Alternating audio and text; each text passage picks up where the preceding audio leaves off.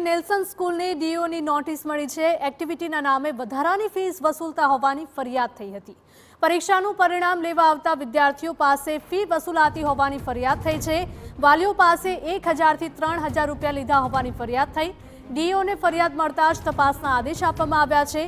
શિક્ષણ નિરીક્ષકને સ્કૂલમાં મોકલીને તપાસ હાથ ધરાઈ।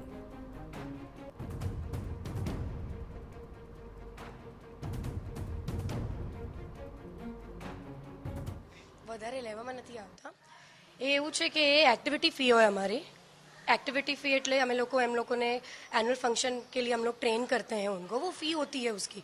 कोरियोग्राफर मैं उनको बेस्ट देती हूँ और कॉस्ट्यूम मनी होती है, तो ये उन चीज़ों के लिए है। अभी जून से हमारा चालू हो जाता है एनुअल फंक्शन और हमारे एनुअल थीम्स जो होते हैं वो प्रिपेयर करने में हमको 4 महीने लगते हैं, तो मेरे कोरियोग्राफर्स अभी जून से आ जाएंगे।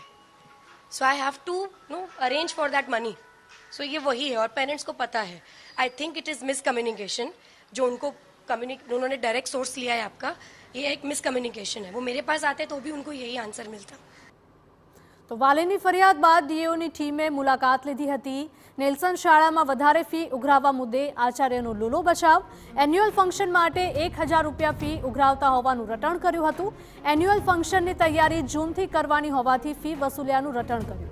फी उघराववा एफआरसी पासेथी नथी लीधी मंजूरी।